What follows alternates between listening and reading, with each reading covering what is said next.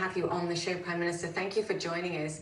We have much to discuss in terms of your own actions in your own country, but I saw that you spoke to Prime Minister Modi of India today, and you've been providing support to the nation too. Can you just explain what you've been doing for India to support them at this moment?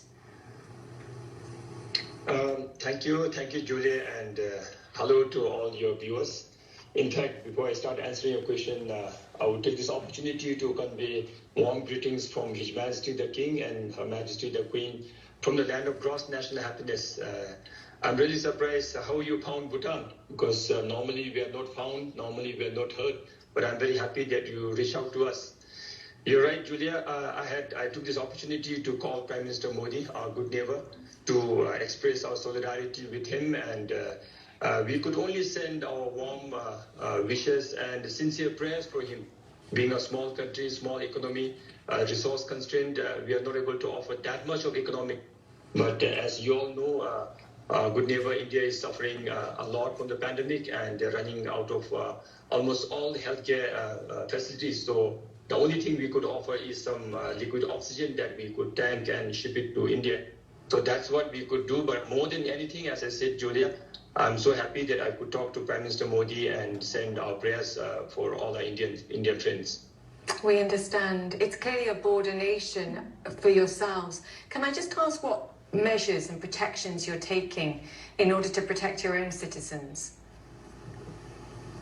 Of course, now I don't know how much time I have on this, but we started our preparation since February last year, actually, a month after the disease broke out in China. And then we took all measures in place, and then as we were anticipating, we got the first case on the 5th of March last year. And ever since we got the case, we had a very good control, I would say. Immediately, we stopped tourists coming to Bhutan. We blocked all the international borders, both by land and by air. And then we had all the surveillance and testing, primary contact testing in place. And until now, we managed to keep our community safe. And in fact, all these things started from our leadership, His Majesty the King, who, as we talk, is in the south, where we share free borders with India. His Majesty, for last almost 15 months, had spent almost 80% of the time out of the palace, guarding our country physically as well as mentally, morally supporting all the frontline workers. So, of course, being small is our strength, but then all of us being unconditionally united under His Majesty's leadership actually had given us very good protection. And a 21-day quarantine as well for those entering your country also helped. Talk to me about the vaccine drive, because I think for most people listening, the idea that you managed to vaccinate 93% of your adult population in the space of under 2 weeks is an astonishing feat. How did you achieve that, and what perhaps can other nations learn from how you did this? Yeah, I mean, of course, to us, we thought it was just a simple plan that we strategized for ourselves. But now, hearing the news from around the world, we are actually happy that many heard us. Actually, it again started from His Majesty's in-depth knowledge about the infection and our King's knowledge about herd immunity.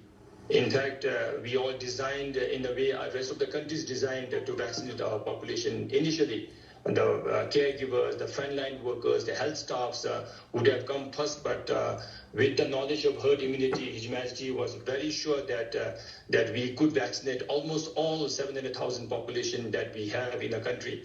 So we designed and rolled it out as on a national campaign mode, where about a month before we vaccinated, we online enrolled all eligible population, and then we designed, of course, on a good day that we roll it out, and in a span of, I would say, not exactly 1 week, but I think 9 days, we managed to vaccinate almost 90% of the eligible population. And then over another 2 or 3 days more, we could cover now almost 95% of eligible population. That is almost 65% of people living in Bhutan. Of course, we vaccinated all living in Bhutan. So our first dose went very well. And of course, I shouldn't forget to thank India for the generous support of giving us a vaccine for free. Covishield, of course, is the vaccine, the AstraZeneca vaccine that the Serum Institute of India has manufactured. Obviously, they're having supply issues and they're focusing on their own domestic priorities as well. Can I ask you, Prime Minister, what you're hearing about the provision of the doses for the second dose for your citizens? Is that going to come timely? Do you have any sense of when that might arrive? Yes, I mean, that is the question that we all are asking ourselves. Of course, time interval between the first and second dose is about 8 to 12 weeks. We are into the 5th week after the first vaccination. India and Government of India, Prime Minister Modi, of course, has agreed and still are very happy to help us, but we also fully agree and understand the situation that they are in.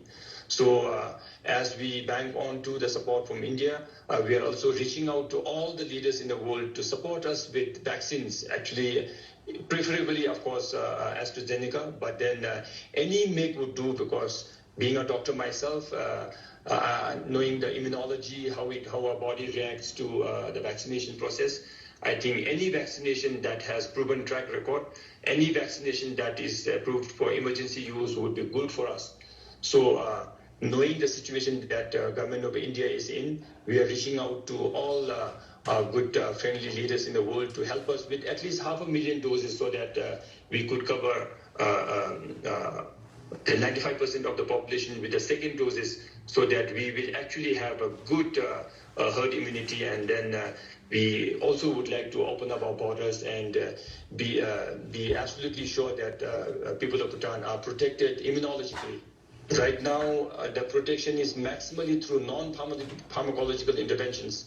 People are following COVID norms very strictly. We have absolutely said no to any foreigners who are coming to Bhutan. And as you rightly said, we have a very strict state-sponsored 21 days quarantine, even though I know the practice being 2 weeks, but we have gone 1 week beyond that. We also have some restrictions of Bhutanese traveling within the country. We have categorized the country into high risk and low risk group. Anybody who wants to come travel between the two places from high to low risk area will have to undergo a mandatory state-sponsored quarantine for a week. And within the country, we have lots of medical checkpoints where traffic along busy roads, highways are picked up.